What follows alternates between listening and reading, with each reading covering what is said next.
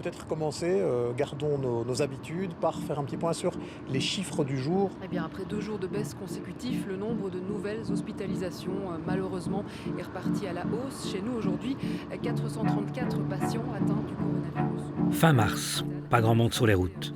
On nous demande d'éviter les déplacements inutiles. À cause d'un pic de pollution? Non, à cause d'un virus. Le décès a lui aussi augmenté, plus 56 en 24 heures, ce qui porte le bilan total à 178 morts en Belgique à ce stade. Les panneaux publicitaires me demandent de rester chez moi. J'ai jamais vu un tel matraquage.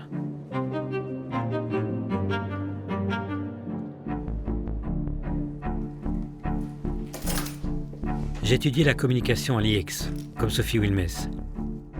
De cette époque, j'ai gardé quelques contacts avec des journalistes. Je leur écris une lettre ouverte qui questionne la manière dont ils rendent compte de cette pandémie. Ce qu'ils disent, comment ils le disent et ce qu'ils taisent. Le premier à réagir le fait avec ironie. Tout ça releverait donc d'un complot. Le mot est lâché. Un complot. Je crois pas, non. Ceci n'est pas un complot.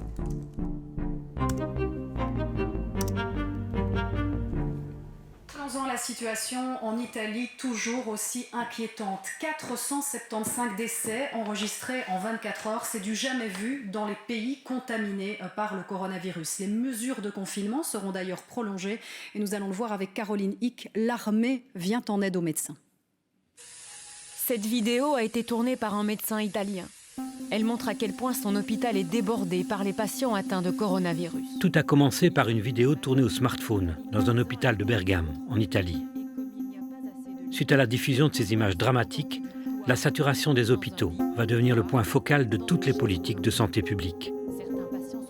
C'est que depuis des années, la plupart des gouvernements a rationné le nombre de lits dans les hôpitaux par mesure d'économie. Il ne faudrait pas que ça leur soit reproché, alors ils tremblent. Ce qui m'a interpellé, c'est l'universalité et l'omniprésence de la consigne. Il faut aplatir la courbe et pour cela, rester à la maison. Gardons notre calme et poursuivons nos efforts. Une initiative des autorités belges.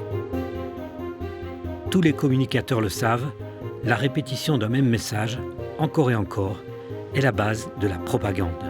Please stay at home. S'il vous plaît, restez à la maison. Alors le petit livre que j'ai publié s'intitule « Principes élémentaires de propagande de guerre, utilisables en cas de guerre froide, chaude ou tiède ». Alors ici, on est probablement dans le cas d'une guerre tiède, c'est-à-dire qu'on n'a pas utilisé les armes, mais qu'il y a une mobilisation de l'opinion publique de la part des gouvernements qui est très semblable aux mobilisations qu'on effectue lorsqu'il y a une guerre chaude. Dans ce cas-là, il faut évidemment avoir l'unanimité derrière le gouvernement. Il ne peut pas y avoir de dissidence, il ne peut plus y avoir de liberté de la presse, de liberté d'expression, parce qu'il y a une cause tellement importante que nous devons tout sacrifier à la victoire de cette cause. Que ce soit la télévision, que ce soit la radio, que ce soit les médias imprimés, ils ont tous participé à cette même campagne et on ne peut pas se permettre d'avoir des opinions différentes, etc. La télévision va jouer ici un rôle majeur. Par écran interposé, elle semble opérer une véritable hypnose collective en multipliant les messages anxiogènes. Beaucoup de monde donc dans les hôpitaux un petit peu partout dans le pays. L'armée, de son côté, a élaboré un plan de crise. Moi, j'appelle ça de l'assassinat. Le pire, c'est qu'on ne parle pas encore de pic. Il y a un côté mythique derrière ça. Les épidémies, c'est mythique.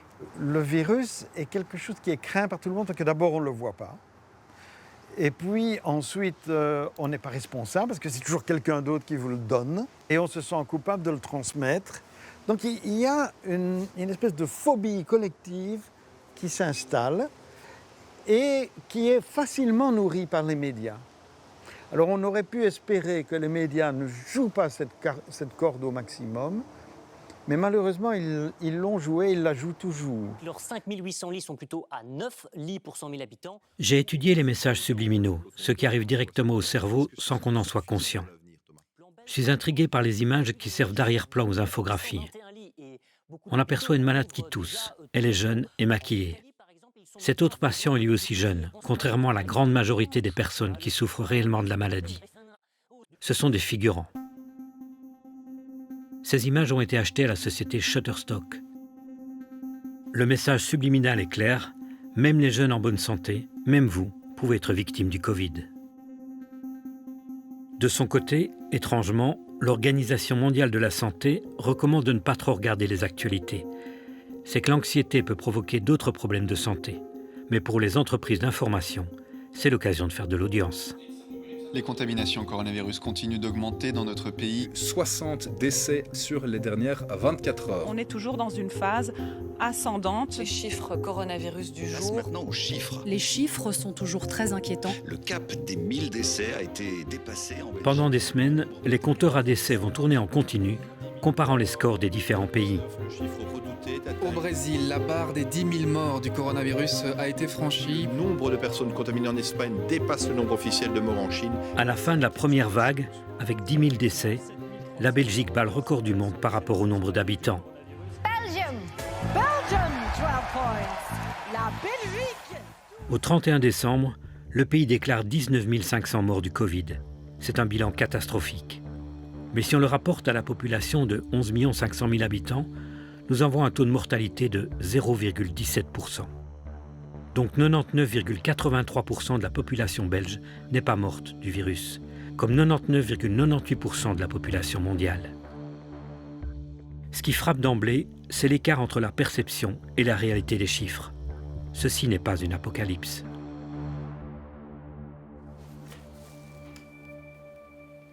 Le nombre de décès estampillés Covid-19 doit également être relativisé. Ils ont parfois été comptabilisés avec générosité. Aux États-Unis, par exemple, l'organisme officiel recommande de rapporter sur les certificats de décès toutes les personnes chez qui la maladie a causé, pourrait avoir causé ou a contribué à la mort. En Italie, des médecins estiment que seule une minorité des décès en Lombardie doit être imputée au seul Covid. Suite à une étude de l'université d'Oxford, le Royaume-Uni déduira 5 000 décès des statistiques. Et chez nous, c'est l'Institut belge de santé publique, Sciensano, qui compile les chiffres. Au mois d'août, elle a ressuscité 121 victimes du coronavirus. Mais le chiffre des non-morts du Covid pourrait bien être beaucoup plus important dans les maisons de repos. Sciensano admettait fin avril que seuls 4% des résidents étaient incontestablement décédés du Covid. 96% sont des cas possibles, ils n'ont pas été testés. Dans cette vidéo publiée par la DH, une caméra cachée enregistre une confirmation officieuse d'Elio Di Rupo, l'actuel président de la région wallonne. C'est par rapport au nombre de morts, mais c'est dû au fait que toutes les personnes qui ont été décédées, qui sont décédées dans les maisons de repos, on les a considérées comme des Covid. Ah ouais. Et vraisemblablement que ce n'est pas le cas. Donc le chiffre est assez élevé. Malgré cet aveu, les autorités et les médias continuent d'annoncer qu'en 2020, plus de 19 500 Belges sont décédés du Covid, dont 8 400 en maison de repos. Depuis le temps que je patiente dans cette chambre noire. Même si ce nombre était réduit de moitié, il resterait dramatique. La manière dont ces personnes sont parties, sans adieu, est une tragédie qui continuera à nous hanter.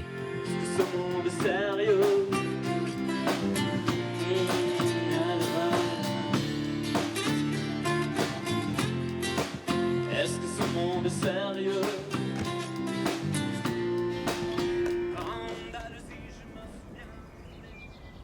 12 avril, dimanche de Pâques. Chaque année depuis 40 ans, je rends visite à mes parents. Mais cette fois, ils sont confinés dans leur appartement. Je leur propose de faire le tour du quartier en marchant.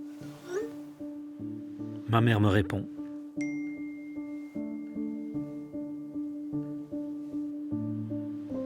Un civique, ça fait longtemps que j'avais plus entendu ça. Je comprends la prudence de mon père. Médecin à la retraite, 87 ans, en décompensation cardiaque. La cible parfaite pour le Covid. Il a déjà rédigé son testament, pas d'acharnement thérapeutique, pas de soins intensifs. Ce que je comprends moins, c'est que le principe même du confinement n'ait pas été davantage débattu. Les médias vont encourager les Belges à s'y soumettre malgré les injustices et les incohérences. On en profite pour passer du temps avec les enfants. Je cuisine et parfois je ne fais rien du tout. Quel privilège! Fin mai, je serai amené à réaliser une vidéo qui questionne les bénéfices du confinement. Les dégâts du lockdown vont devenir plus importants que les bénéfices. 5 milliards qui sont évanouis du fait du coût économique du confinement. Je ne suis pas à l'origine de cette initiative. L'idée vient de Mélanie Dechamps, chef de service adjoint aux cliniques universitaires Saint-Luc. Quand j'essaie de mettre dans la balance le nombre de vies qu'on a peut-être sauvées avec le nombre de vies qu'on a probablement gâchées, ça me fait un petit peu peur. Elle invite 6 autres personnalités à s'exprimer dans le même sens. Les professionnels de plusieurs disciplines commencent à considérer que le confinement a trop duré et trop coûté. On ne comprend pas pourquoi on n'a pas déconfiné très rapidement dans la population jeune, dont on sait qu'elle n'est pas à risque de décès important. On est incapable d'estimer correctement le nombre de vies qu'on a épargnées et on verra surtout le nombre de vies qu'on va perdre avec ce confinement. Quand j'essaie de mettre dans la balance, la vidéo sera vue 300 000 fois. Le docteur Dechamps contactera la presse, mais aucun média ne donnera suite. Ce n'est que 3 mois plus tard, fin août, que les voix dissonantes seront entendues. C'est suite à la publication d'une lettre ouverte parue dans Le Soir et La Libre, Belgium Beyond Covid. Cette fameuse carte blanche dit ceci: la légitimité des experts actuellement aux commandes doit être remise en question. C'est grave. La volonté du collectif est d'obtenir un élargissement clair et net de cette cellule de conseil. Honnêtement, on ferait mieux d'avoir des discours réalistes et encourageants plutôt que de monter l'anxiété d'une population qui fait ce qu'elle peut dans des conditions difficiles pour faire face à quelque chose qui est encore très mystérieux, largement méconnu, mais qui n'est en aucun cas ni une fatalité ni une mortalité absolue. Bernard Rentier, qu'est-ce qui vous embête dans la présentation de ces chiffres? Si on n'arrive pas avec une très grosse courbe qui arrive à presque à zéro, alors on trouve des trucs pour dire oui, mais c'est plus grave que ce que vous imaginez. Je suis rassuré, la presse s'ouvre enfin au pluralisme des opinions. Donc nous ne savons pas du tout ce qui va se passer. Donc, Le Vif l'Express publie la carte blanche d'une jeune bio-ingénieure qui a travaillé 13 ans chez le géant pharmaceutique GSK. Elle est aujourd'hui indépendante. Et donc au moment du confinement, moi je me suis retrouvée à la maison, comme je suis indépendante, j'avais pas de mission. Et en fait j'étais assez surprise par la communication qui était extrêmement anxiogène, que ce soit dans les rapports, la façon dont ils sont écrits, dans les modifications, de la façon de présenter les données, etc. Quand on approche d'un CNS, il y a un changement dans la façon dont les données sont gérées. Donc on va avoir une mise à jour beaucoup plus rapide de certaines données, ou un recul de certaines autres. Donc ça, c'est un site pour suivre l'évolution de la mortalité et de l'évolution du coronavirus dans les maisons de repos. Et la veille du CNS, cette courbe rouge, qui est la mortalité attendue, elle a disparu pendant 5 jours. La veille du CNS, elle a été supprimée, et 5 jours après le CNS, elle a été remise. Pourquoi? Parce qu'il n'y avait pas de surmortalité, donc ça ne tenait pas vraiment la route. Je ne pense pas qu'il y ait du traficage de données dans le sens où on inventerait des données, mais il y a des manipulations de chiffres. Il est quand même assez peu probable qu'il y ait eu un accident dans le fichier qui fait que, comme par hasard, juste sur une période de 4 à 5 jours autour de ce CNS, cette courbe-là est disparue. À l'étranger aussi, de nombreuses voix s'élèvent. La déclaration du Great Barrington est signée par 40 000 professionnels de la santé. Ceux qui critiquent les mesures sont loin d'être des charlatans. C'est le gratin de la science mondiale. Des prix Nobel, des anciens ministres ou directeurs de la santé, des députés. La fronde vient de Yale, Harvard, Stanford, Barcelone, Karolinska, Oxford. La plupart relégués aux réseaux sociaux et aux médias alternatifs. Ici, des médecins américains se regroupent pour expliquer qu'il ne faut pas céder à la panique et qu'on peut guérir du Covid. Les Américains sont pour l'instant tétanisés par la peur. Sur cette chaîne espagnole, un chef de service remet à sa place une journaliste qui cherche à tout prix le sensationnel. Peut-on déjà parler de saturation totale? Il y a des hôpitaux, on l'a vu, où les étages se remplissent, mais peut-on déjà parler de saturation? En fait, il y a une confusion. Vous dites les cas de Covid augmentent, mais ce n'est pas vrai. Les chiffres augmentent, mais pas le nombre de patients malades du Covid. En Allemagne, 2500 médecins s'organisent avec des avocats pour dénoncer la narration officielle de l'épidémie. C'est en France que l'opposition sera la plus médiatisée, portée par des professionnels comme les Toussaint, Toubiana, Fouché, Henrion-Claude, Raoult ou Perron. C'est un grand délire, mais qui est instrumenté, parce que c'est pas par Big Pharma. Tout ça est instrumentalisé. Vous savez quoi? On va tout de suite vous dire, vous êtes complotiste, professeur Perron. Moi, je m'en moque, parce que les gens qui disent que je suis complot...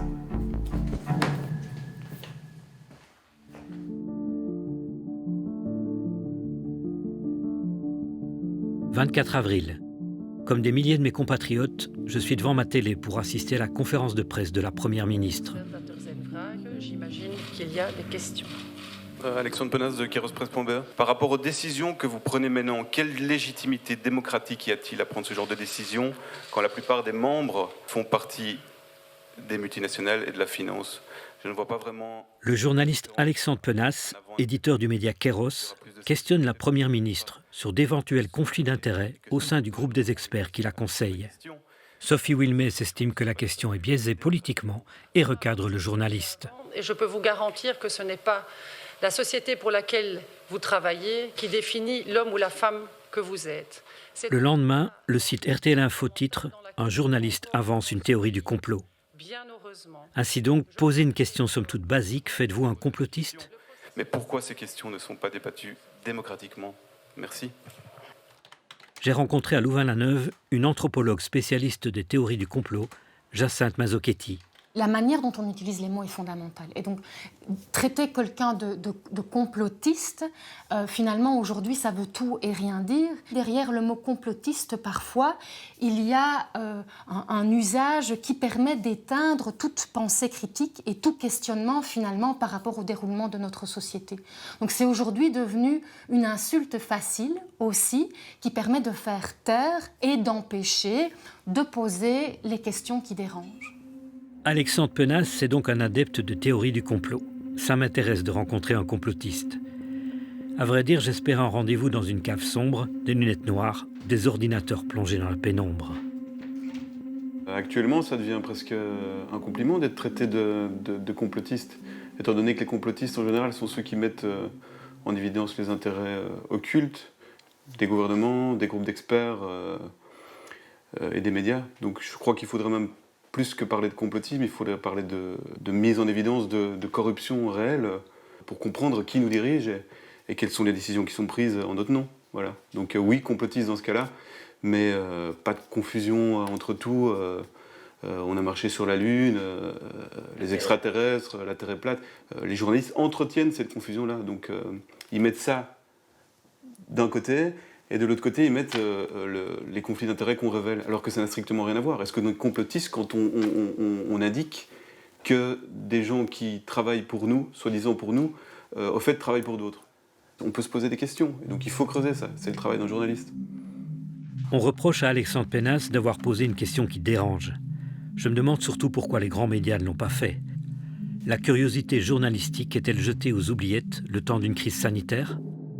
Dans son article, Kairos a épinglé les conflits d'intérêts au sein du Gaze, le groupe d'experts chargé de l'exit strategy. Certains d'entre eux ont des liens avec des entreprises pour qui la pandémie représente une opportunité commerciale. Penas pointe notamment le cas d'Emmanuel André, qui a conseillé le gouvernement pour le tracing. Monsieur André continuait en parallèle d'être rémunéré par la société Savix, spécialisée dans le tracing. Sa photo a depuis été retirée du site de Savix. Les médias ont publié la liste des membres du Gaze, sans mentionner deux experts de la société de consultance McKinsey. Il y aurait pourtant matière à s'interroger quand on pense que McKinsey conseille aussi ses clients pharmaceutiques et la grande distribution qui a bien profité des mesures de confinement. De toute évidence, McKinsey ne conseille ni mon petit fleuriste, ni mes potes théâtreux. L'épidémiologiste Marius Gilbert siégeait aussi au Gaze. Je l'ai rencontré. Il y avait deux personnes. Donc il y avait deux consultants qui avaient été recrutés par Pierre Bunch pour essayer de voir ce qui se faisait dans les autres pays en termes de mesures. Et on devait collecter énormément d'informations. Et donc il y a des consultants qui ont participé, externes qui ont participé aux travaux du Gaze. C'est plutôt allusion à un possible conflit d'intérêts entre des gens qui conseillent un gouvernement public et puis qui par ailleurs dans son portefeuille client GSK. Il y a une ou deux occasions, des personnes ont estimé, et moi à un moment je me suis exprimé à ce sujet, qu'ils étaient sortis de leur rôle, on l'a dit, et c'était à faire clôturer, quoi. Mais il faut se rendre compte que la plupart des cabinets ont fait appel à des consultants extérieurs, parfois c'était McKinsey, parfois c'était Deloitte. Cette intrusion du secteur privé dans les affaires publiques m'a toujours semblé contre nature. Je regarde de plus près les rapports du Gaze, publiés a posteriori et en anglais uniquement. Le langage utilisé est clairement celui des consultants. Dans le premier rapport, on lit déjà que la crise ne sera sous contrôle que lorsqu'on aura immunisé une vaste majorité de la population via une campagne de vaccination à grande échelle. Le texte évoque aussi le risque d'une deuxième et troisième vague. Ce rapport date du 14 avril. Comment les experts du Gaze ont-ils pu anticiper 2 nouvelles vagues alors que ce n'est pas la norme? L'homme fort du Gaze est le virologue Mark Van Ranst, qui s'était déjà fait remarquer en 2009 lors de l'épidémie de H1N1. Il conseillait alors au gouvernement d'acheter des millions de doses du vaccin produit par GSK en étant lui-même rémunéré par la société pharmaceutique. Le vaccin acheté par la Belgique fut un flop, obligeant la ministre de la Santé à décommander un tiers des doses. Mark Van Ranst, il illustre parfaitement la manière dont la presse a une mémoire sélective. On sait très bien que lors de l'épisode de la grippe H1N1, il avait des conflits d'intérêts énormes avec GSK. Tout d'un coup, actuellement, on n'entend plus parler. Et c'est la même chose pour les autres. Et on va sans doute reparler de Mark Van Ranst dans 5 ans ou dans 2 ans. On va faire un article en disant « mais regardez, il était payé par GSK ou par une autre ». Mais c'est toujours trop tard. Donc les médias ont toujours une longueur d'avance sur les intérêts privés, une longueur de retard sur le bien commun et nos intérêts à nous. Alors que je google Van Ranst, on m'envoie une vidéo qui me laisse sans voix. C'est une conférence donnée en 2019 par le virologue à Chatham House, un institut international très influent, un think tank. Van Ranst est invité à s'exprimer sur la gestion des pandémies. Il va raconter comment il avait réussi à instrumentaliser les médias lors de la crise H1N1 10 ans plus tôt. Van Ranst commence par déclarer ses conflits d'intérêts. Le slide reste 2 secondes à l'écran, je fais un arrêt sur image. La plupart des Big Pharma sont là. Mark Van Ranst explique ensuite comment il s'y est pris pour mettre les médias dans sa poche. Vous devez être omniprésent les premiers jours. Pour attirer l'attention des médias, vous concluez un accord avec eux. Vous leur direz tout, et s'ils vous appellent, vous décrocherez votre téléphone. En faisant ça, vous pouvez profiter des premiers jours pour atteindre une couverture maximale, et ils ne vont pas chercher des voies alternatives. Si vous faites ça, ça sera beaucoup plus facile. Van Ranst est très fier d'avoir apeuré la population par médias interposés. Il suffit de comptabiliser les décès au quotidien. Et puis vous devez dire, OK, on va avoir des décès liés au H1N1. Évidemment, c'est inévitable. J'ai utilisé ça dans les médias. 7 morts de la grippe par jour au pic de l'épidémie serait réaliste. C'est vrai pour chaque année. C'est une estimation très prudente, mais parler de décès est très important, parce que les gens commencent à se dire « Vous voulez dire que les gens meurent de la grippe ?» Et c'était une étape nécessaire. Monsieur Van Ranst a un certain sens de l'humour, ou un certain cynisme, c'est comme on voudra. Je lui ai adressé une demande d'interview, restée sans réponse. Celui qui conseille nos ministres pour la gestion de la crise Covid applique-t-il aujourd'hui la même recette que pour l'épidémie H1N1 ? Instrumentaliser les médias pour faire avancer son agenda et celui des labos pharmaceutiques. On est content de vous avoir aujourd'hui sur ce plateau. Je crois que les télés devraient se méfier de cet homme, plutôt que l'inviter dans les JT. Tacler le premier virologue du pays fait-il de moi un complotiste ? Pour me rassurer, je regarde sur le web à quoi ressemblent ceux que l'on considère comme de vrais adeptes des théories conspirationnistes. QAnon, la tempête. Il y a une raison politique pas nommée derrière tout ce qui se passe. Global Governance, et quand on clique dessus, on trouve le 5G.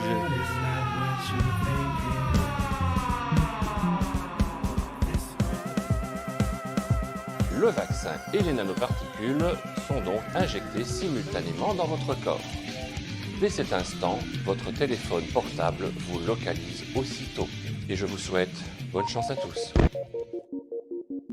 le complot est quelque chose qui est effectif, qui a une certaine matérialité. Donc, d'une part, il y a quelque chose de réel derrière l'idée du complot, et d'autre part, la dimension du complotisme, de la pensée conspirationniste, qui a un regard généralement du côté non seulement du doute absolu, mais aussi de la vérité absolue, avec cette idée aussi d'un pilotage, généralement par une minorité toute puissante, voire une minorité même qui aurait des moyens occultes en sa possession.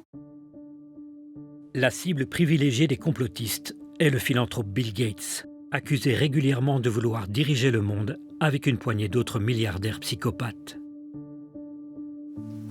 Bill Gates, en fait, ça renvoie à la question de cette fameuse minorité toute puissante qui aurait pour vocation de contrôler plus encore qu'ils n'en ont la possibilité aujourd'hui par leur réseau et par l'argent qui est en leur possession, de contrôler l'ensemble du monde, de manipuler l'ensemble du monde. Et à partir du moment où elles sont toutes puissantes, on n'a plus de marge de manœuvre. On est foutu en quelque sorte. Et là, ça devient très dangereux parce que, d'une part, ça tue toute possibilité d'espoir et d'action, et d'autre part, ça efface tous les mécanismes de notre société sur lesquels nous avons prise et levier. Prise et levier sur quoi, au juste? On le sait, Bill Gates est le plus gros contributeur privé de l'Organisation mondiale de la santé.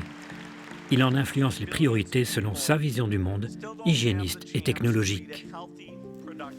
Je regarde dans le dictionnaire la définition du mot complot.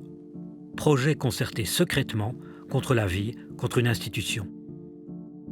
Ceci n'est donc pas un complot, puisque Gates ne fait rien secrètement. La Fondation Gates a le mérite d'être transparente. Sur son site, on trouve tous les bénéficiaires de ses largesses. Par exemple ici, en mars 2020, au moment où la pandémie débute chez nous, 700 000 € pour le laboratoire de la KU Leuven, celui de Mark Van Ranst. Un beau cadeau pour celui qui influence nos politiques de santé publique, menant tout droit à la vaccination de masse, chère à Bill Gates. Bill Gates sait aussi s'y prendre pour avoir bonne presse. Parmi ses bénéficiaires, on trouve de nombreux grands médias. Par exemple ici, le journal Le Monde, 2 millions de $ en 2019. On ne s'étonnera plus que le quotidien prenne systématiquement la défense de Bill Gates. L'AFP est également un grand défenseur de Bill Gates. Rien d'étonnant, la fondation Bill et Melinda Gates est un gros client d'AFP Services, la branche corporate de l'agence de presse française. Les médias belges relaient volontiers les dépêches de l'AFP qui défendent Gates contre les rumeurs. Plutôt que passer leur temps à faire la chasse aux complotistes, les journalistes ne devraient-ils pas dénoncer la prédation du secteur privé sur la santé publique ? Difficile évidemment quand on est soi-même dans les griffes des lobbies.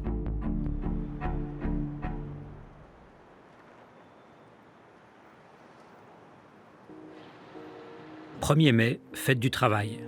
Ça fait 2 mois que je n'en ai plus. 9 et N. 10. À toi. Je rends visite à mes parents. Ils jouent au Scrabble. Je vais mettre K. 3, 4, 5 x 2, 10. Un cas, c'est une manifestation d'une maladie chez quelqu'un. Donc en réalité, on parle de cas quand il y a une maladie, et à la télévision, on parle souvent de cas alors que ce sont des tests positifs. Il ne faut pas confondre le cas maladie avec le test positif. Des tests positifs peuvent-ils déterminer une infection au coronavirus, qu'on soit malade ou non ? La principale technique utilisée partout dans le monde est le test PCR.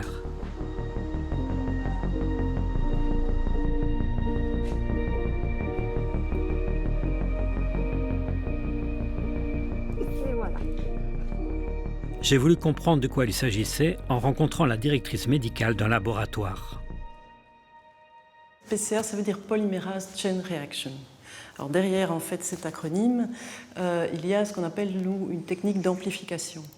Donc ce qu'on va faire, c'est qu'on va aller sélectionner une cible. En fait, cette cible, c'est une partie du matériel génétique du virus, et on va aller l'amplifier de façon exponentielle grâce à cette fameuse technique de PCR.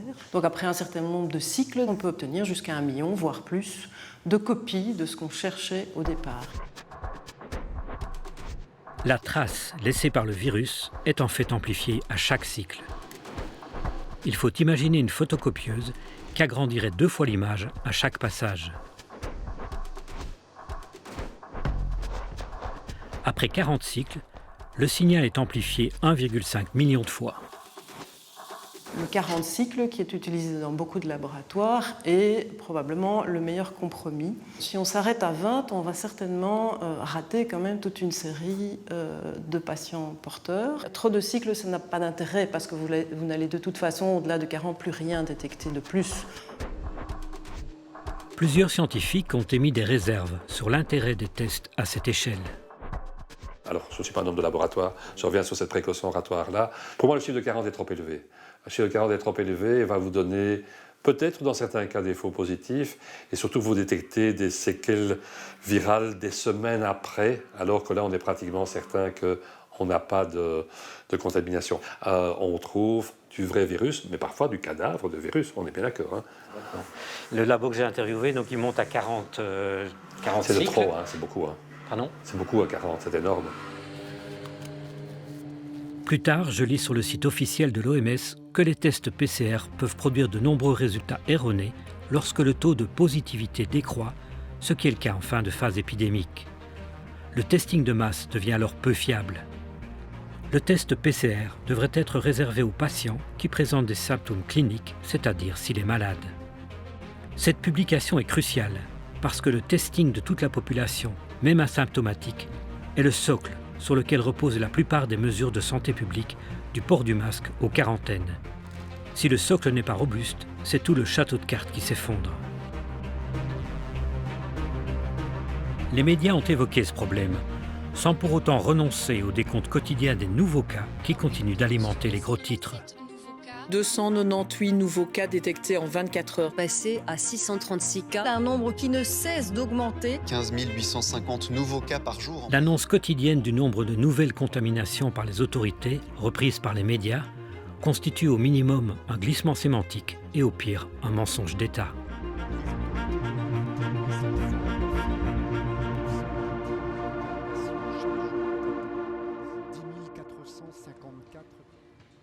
« 9 mai. Mon père m'envoie un courriel, je le sens inquiet. » Le journal télévisé de 13h ce jour confirme la reprise de l'épidémie en Allemagne. L'heure n'est pas au relâchement.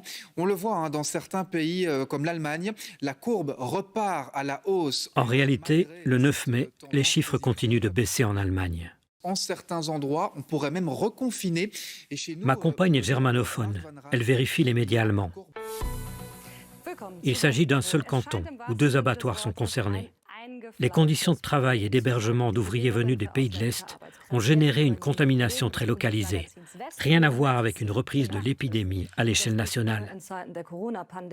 Juste un petit raccourci journalistique pour encourager le respect des mesures. Une erreur de la part d'un présentateur sous pression?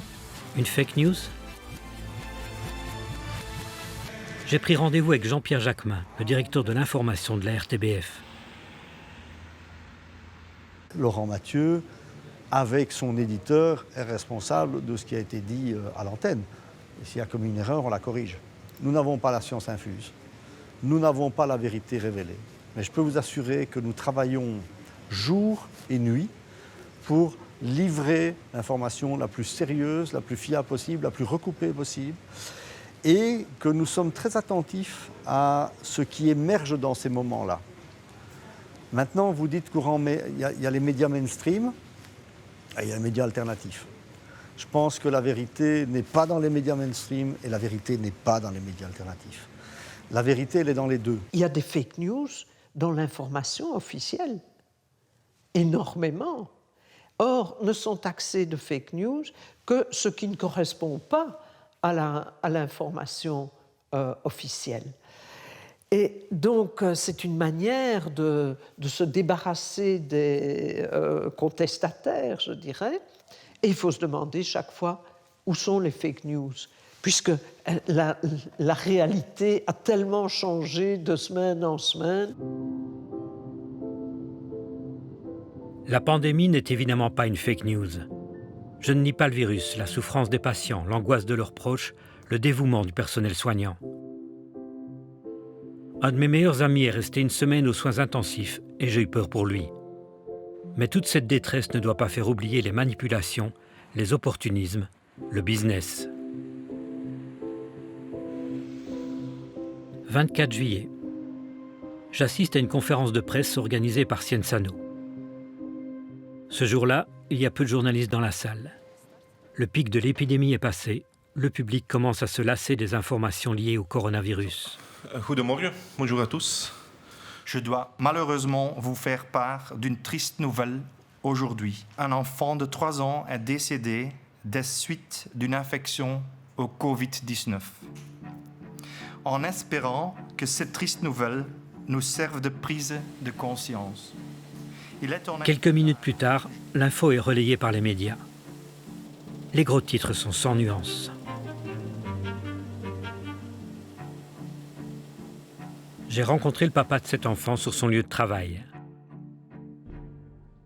Quand j'ai vu les médias dire que l'enfant était décédé du Covid, je n'ai pas accepté. C'est le Covid qui l'a accompagné, mais à la base, elle était déjà atteinte d'une maladie neuromusculaire. Elle avait déjà des problèmes de respiration et tout ce qui s'ensuit. Et le Covid est venu accompagner. Et je n'étais pas d'accord parce que les médias ont dit que c'est Covid. C'est pour effrayer toute une population. Si je n'étais pas le papa de cet enfant, que j'aurais entendu ça dans les médias, j'aurais été effrayé. Effectivement, vous entendez un enfant de 3 ans et demi qui décède du coronavirus, c'est vrai que ça fait peur.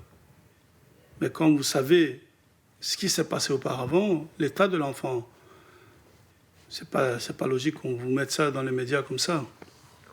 Avant le Covid, elle a eu une thrombose pour un enfant de 3 ans et demi. Comme je dis toujours, elle était faible, c'est vrai, mais elle nous a donné beaucoup de joie avec sa maladie.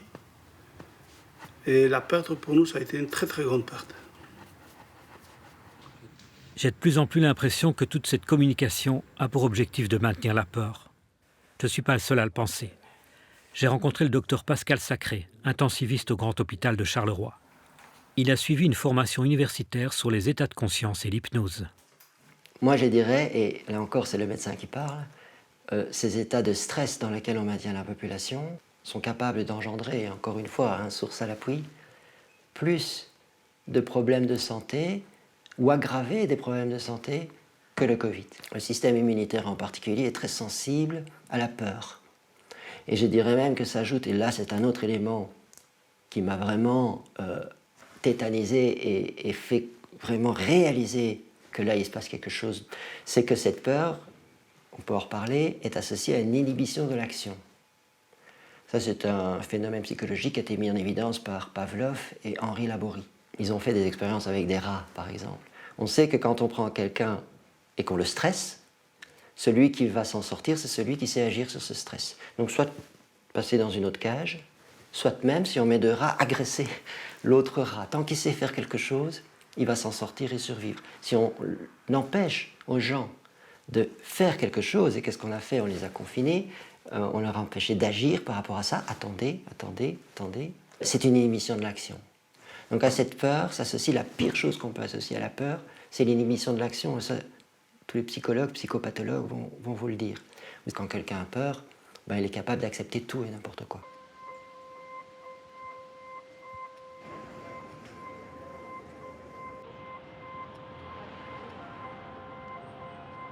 « 16 août, c'est l'été, il fait beau, l'air circule.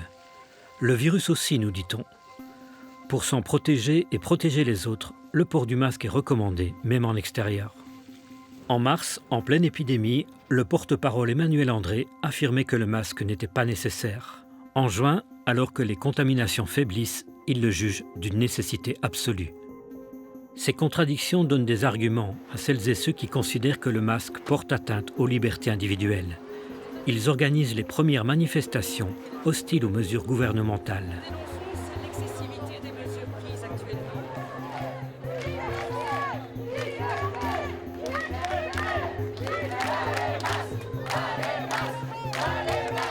Les journalistes présents sur place découvrent une véritable défiance à l'égard des médias, accusés de ne relayer que le discours officiel.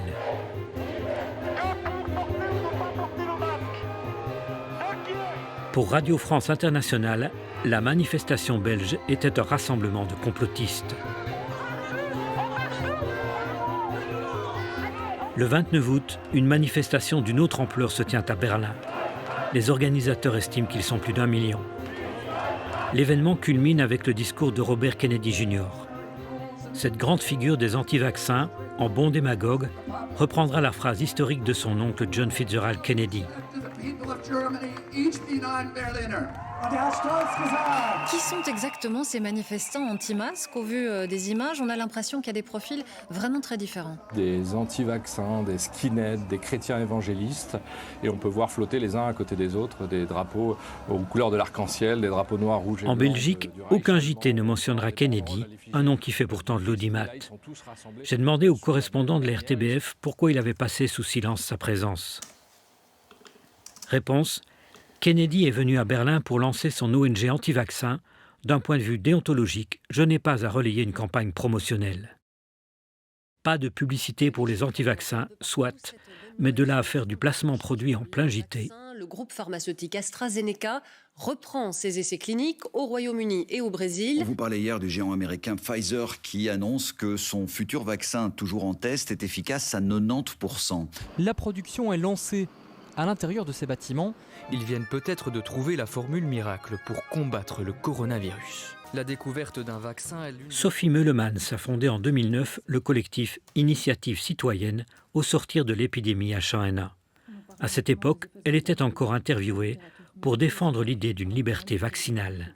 Nous, on est avant tout pour le respect de la liberté vaccinale et le droit au pluralisme thérapeutique. Donc ça veut dire le droit de se soigner autrement que par le tout chimique, le tout pharmaceutique. En 2009-2010, il y a eu une série de conférences de presse qu'on a données, une série de reportages au JT.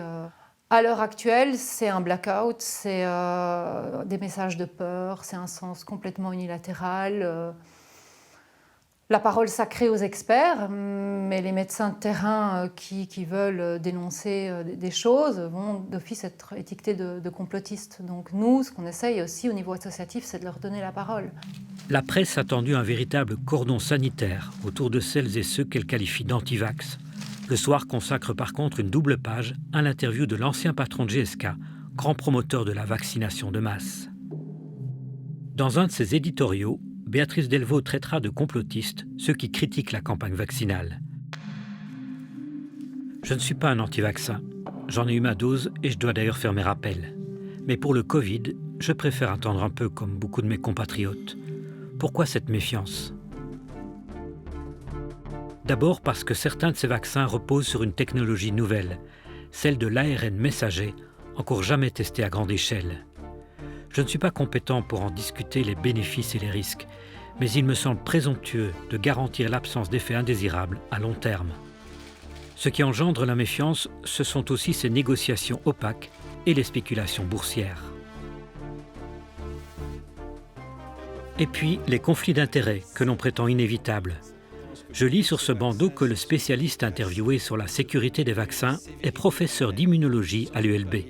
Certes, mais il est aussi président du conseil d'administration de la fondation AstraZeneca. C'est à cette société que la Belgique passera la première commande de vaccins. Mais il y a un hic. AstraZeneca a négocié son immunité contre les poursuites. C'est l'État qui devra garantir l'indemnisation des éventuelles victimes d'effets secondaires. Personnellement, je suis un très grand défenseur des vaccins. L'absurdité vient de ceux qui signent le contrat où il est écrit que le producteur ne garantit pas.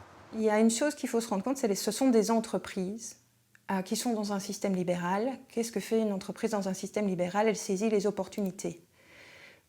Qui a demandé à ce que le développement soit accéléré? Ce ne sont pas les entreprises, ce sont les gouvernements, c'est l'Europe, c'est la FDA, ce sont tous les pays qui, quelque part, font pression pour que le développement se passe le plus vite possible. Les gouvernements se sont mis dans une situation où ils se sont coincés et où ils ont conditionné leur sortie de crise à la distribution de ce vaccin.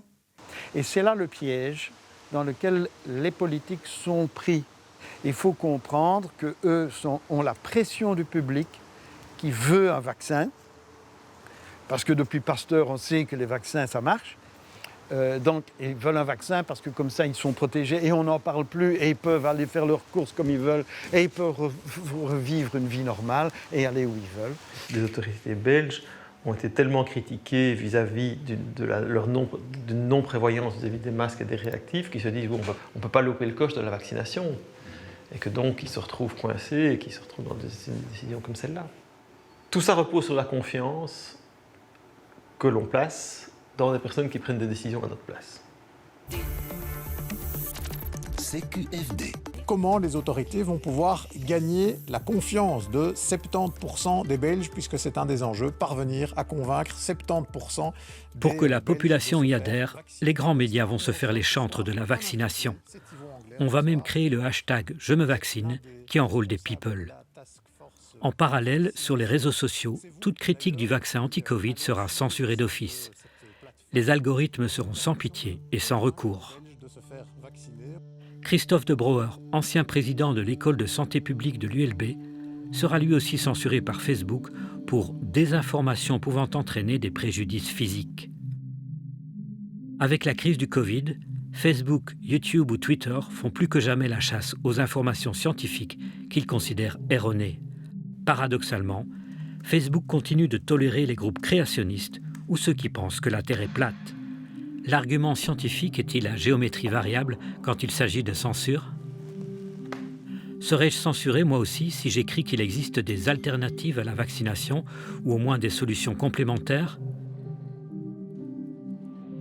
Il y a tout d'abord la recherche de l'immunité collective, comme l'a tenté la Suède, ou le renforcement de l'immunité individuelle, grâce par exemple à la vitamine D.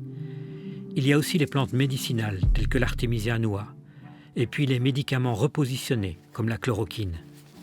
Le protocole à base de cette molécule va faire l'objet en France d'une incroyable saga. Chez nous, pas de débat, le traitement sera largement utilisé dans les hôpitaux. Par contre, l'Agence fédérale du médicament va fortement en déconseiller la prescription par les généralistes. C'est étrange. Ce qui n'est pas recommandé chez nous semble efficace pour les Africains.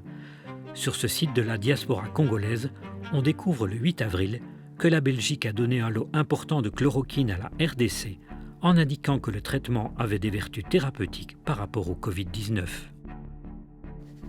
Toutes les alternatives au vaccin seront globalement négligées par les pouvoirs publics et disqualifiées par les médias. Nous avons décidé que les bars et cafés, mais également les salons de thé et café, devront fermer leurs portes, ils seront fermés. Les clubs sportifs amateurs devront fermer leurs buvettes. Début octobre, nous avons un nouveau gouvernement et on nous parle de plus en plus souvent d'une deuxième vague. J'aimerais savoir comment ça se passe aux soins intensifs des hôpitaux bruxellois. Je revois le professeur Laterre. Il y a une infection sur votre rein. Mais bon, il n'y a pas de problème. On a commencé le traitement tout à l'heure, ça va ? Ok ? Vous avez des patients Covid ? Oui, tout à fait. Donc il y en a un là. Et il y en a deux autres au fond de l'unité. On est loin de la saturation. Ah oui, complètement. Je veux dire, si on se remet dans le contexte du mois de mars-avril, l'ensemble de la structure ici, les 14 lits, n'étaient occupés que par des patients Covid. On a eu jusqu'à 27-28 patients en même temps.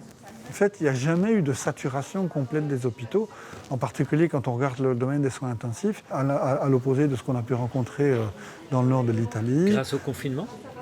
Non, à cause du confinement. C'est-à-dire, c'est plutôt ça. C'est-à-dire que beaucoup de gens, à cause du confinement, ont eu peur de se déplacer alors qu'ils avaient éventuellement des symptômes et beaucoup de gens ne se sont plus présentés à l'hôpital.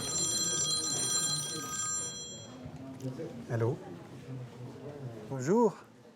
Un journaliste appelle le médecin pour avoir son avis sur les mesures décrétées ce matin par le nouveau gouvernement, comme la bulle de 4. Je pense que la communication, surtout, avait un objectif de marquer le coup et dire voilà, ben maintenant on existe, on arrive, on est organisé, on sait ce qu'on veut, on sait ce qu'on va faire.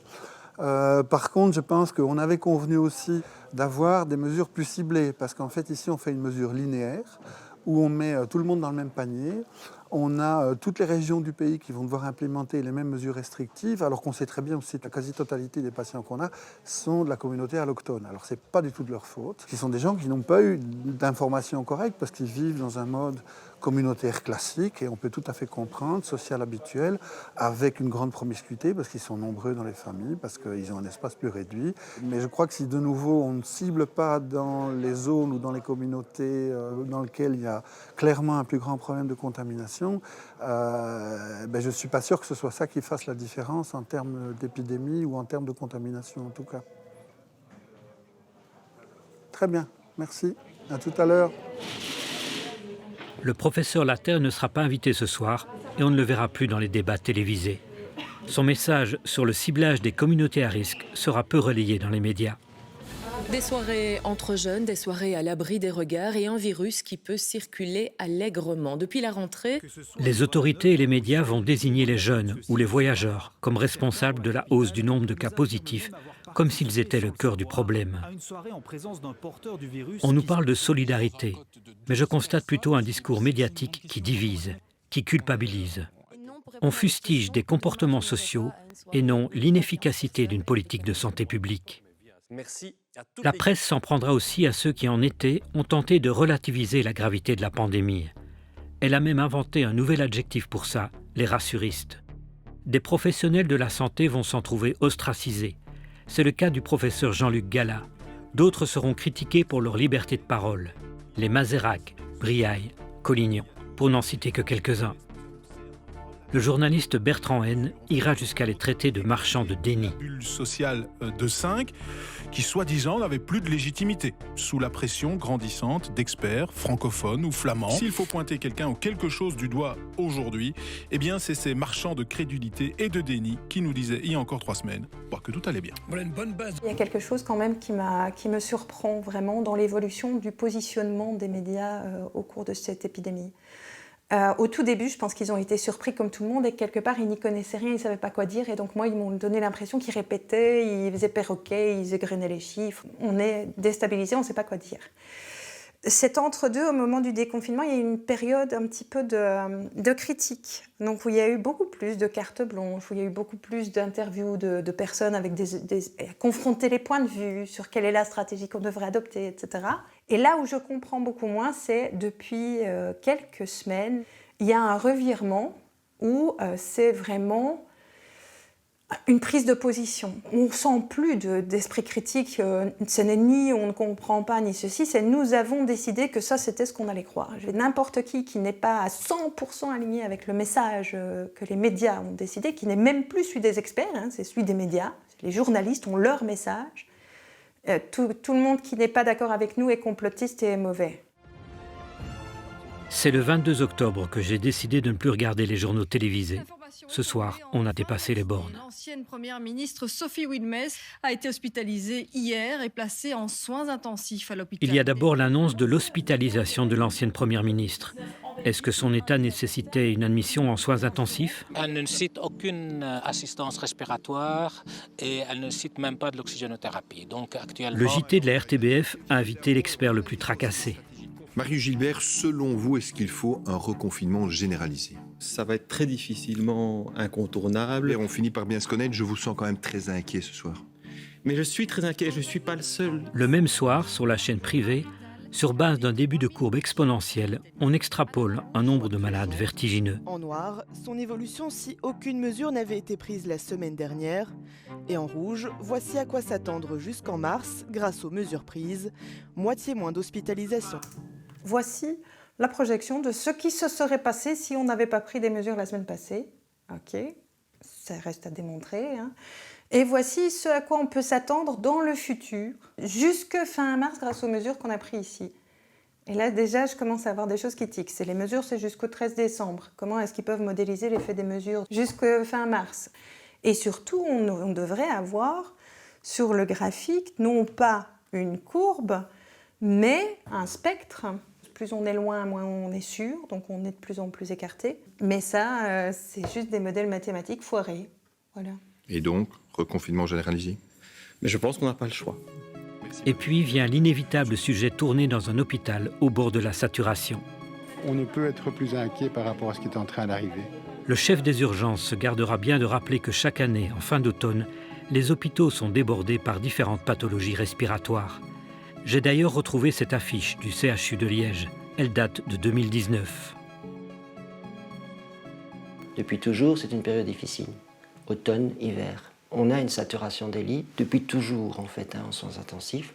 Je ne me mets en porte-à-faux de la plupart des dires officiels, journalistiques, tant qu'ils ne parleront pas, parce qu'ils peuvent le faire à partir de maintenant, s'ils le veulent finalement, mais tant qu'ils ne parleront pas des autres éléments qui, pour moi, sont même les plus importants. C'est-à-dire le manque de moyens, le manque de valorisation, le manque d'effectifs, revoir le financement des soins intensifs, voilà, des choses comme ça. Pour avoir dit ce qu'il pensait sur les réseaux sociaux, Pascal Sacré est licencié du Grand Hôpital de Charleroi pour faute grave. On lui reproche ses opinions, non seulement sur la gestion de la crise, mais aussi sur d'autres sujets polémiques, pour lesquels certains le taxeraient volontiers de complotiste.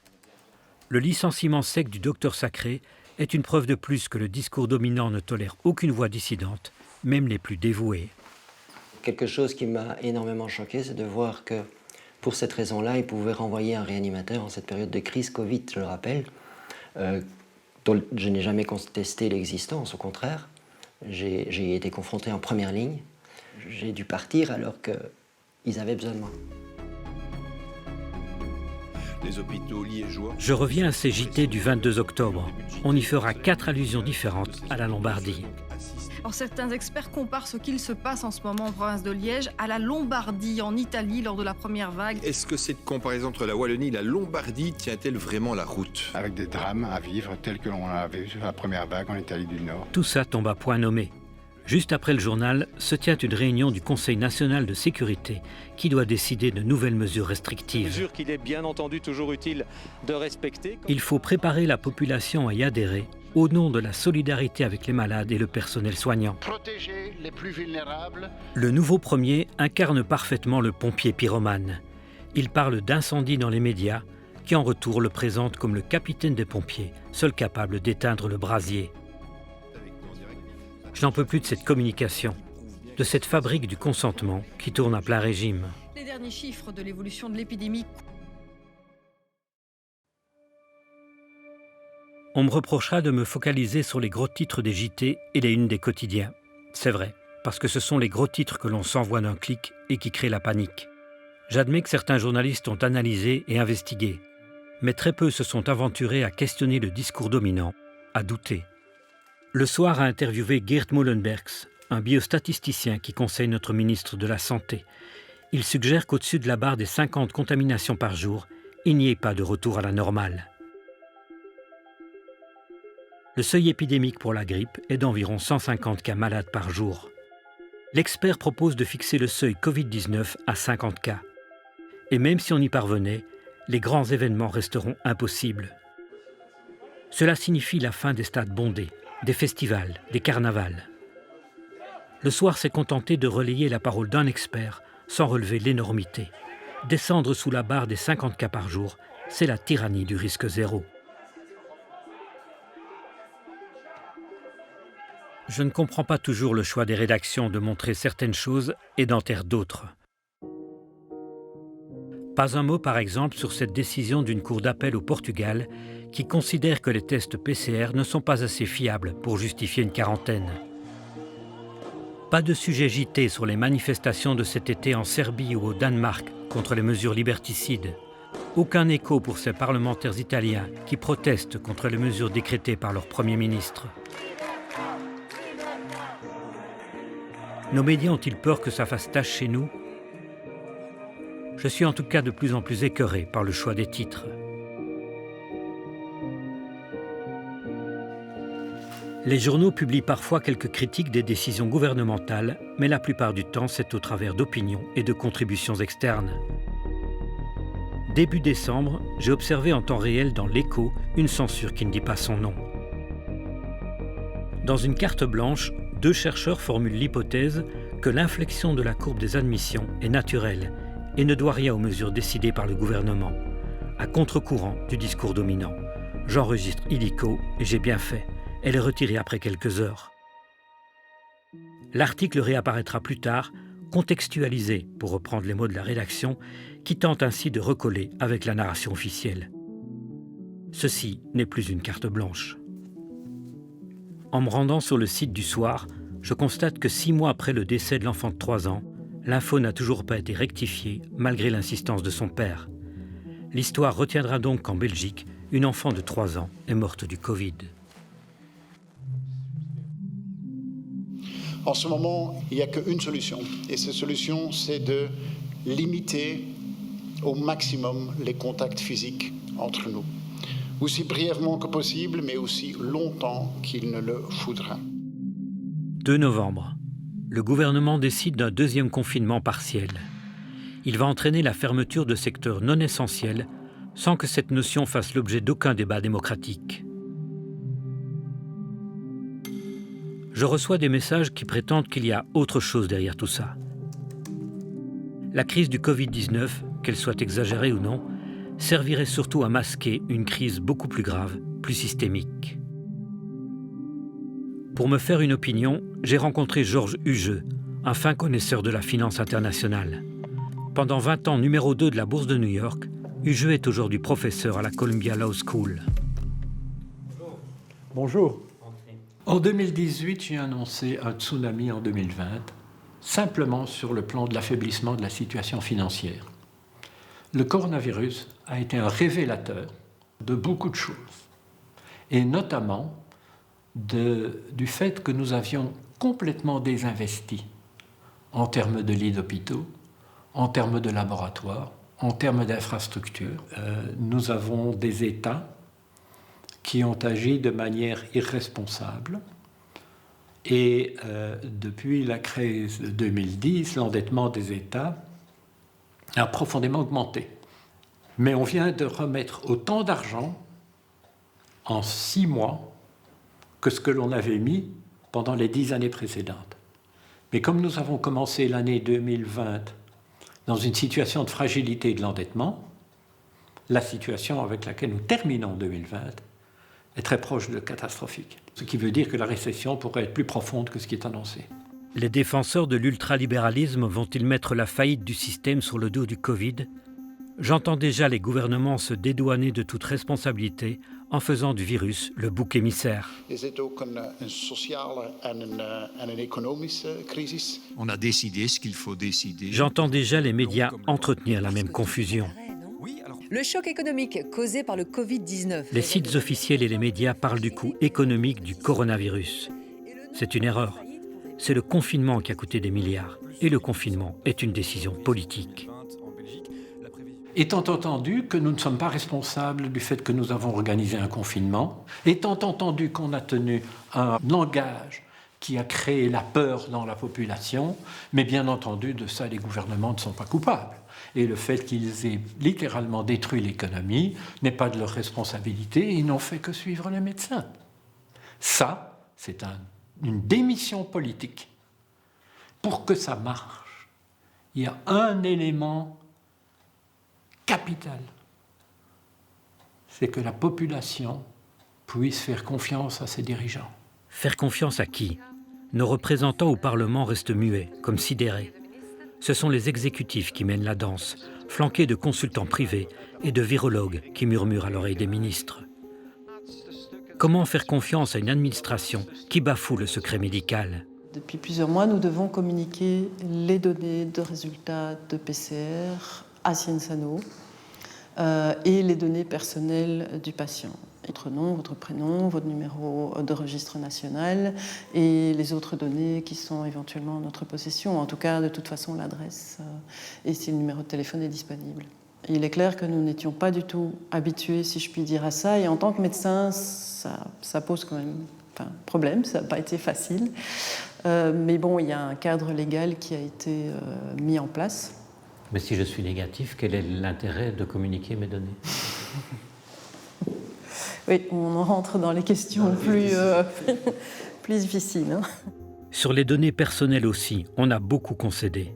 Il a fallu des années pour que le Parlement européen ponde un règlement qui les protège, et seulement quelques semaines pour les foutre en l'air. Dois-je accepter d'être tracé ? Est-il normal de donner mon numéro de téléphone à un barman et mon adresse mail à la piscine?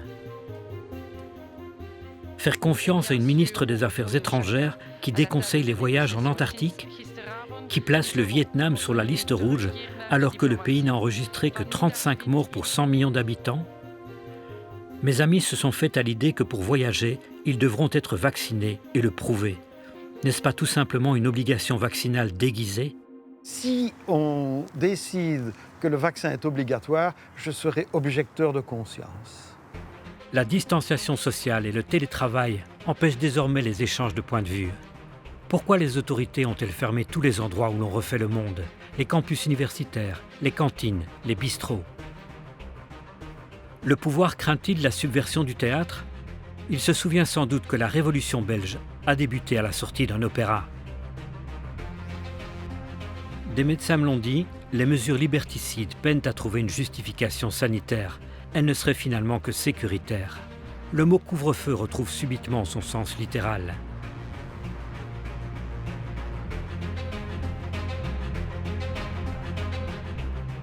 L'interdiction des grands rassemblements sonne-t-il le glas des manifestations où la population pouvait exprimer sa colère? En démocratie, la presse ne devrait-elle pas être le premier rempart contre les abus du pouvoir? Dans cette crise, au contraire, elle semble accompagner le pouvoir, même dans ses délires.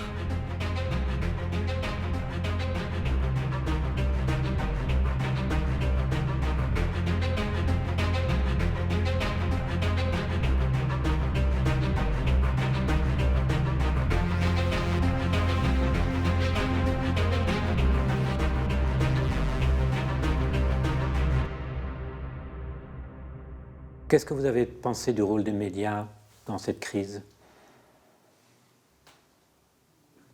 Depuis au moins 10 ans, les médias se sont transformés d'informateurs à chercheurs de sensationnel.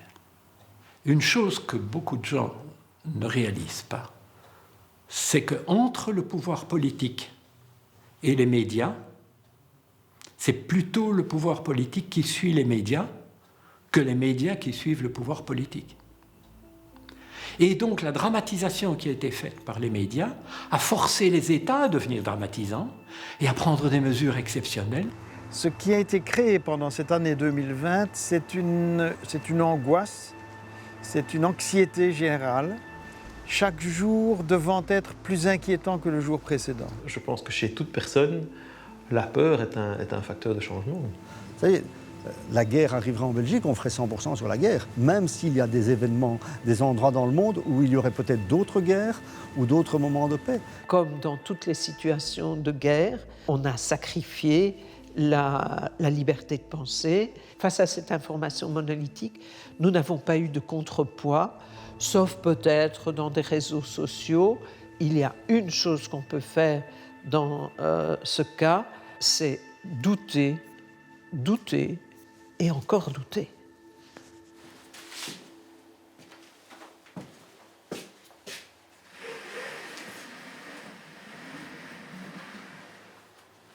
C'est Noël. Je ne verrai pas mes parents. Mon père continue d'être inquiet et civique. Ma famille se tient à distance, mes amis sont devenus des pixels. Est-ce que nous voulons d'une société sans risque, sécuritaire, contrôlante? Qui a voté pour ça? Pas moi en tout cas. Je n'ai toujours pas compris ce qui se passe, j'ai juste cherché à comprendre. Ceci n'est pas un complot, mais peut-être bien l'utilisation d'une crise sanitaire pour imposer un monde virtuel, technologique, hygiéniste. Une formidable opportunité pour ceux qui rêvent de pouvoir fort et de peuples sages. Mais qui partage ce rêve? Pas grand monde que je connaisse, et probablement très peu de journalistes. Alors j'espère un sursaut, de vrais débats démocratiques sur des choix de société, à l'abri des intérêts mercantiles. Je fais confiance au pouvoir de chacun et à l'intelligence collective. On peut en finir avec cette crise, mais il va falloir la reconquérir, la liberté.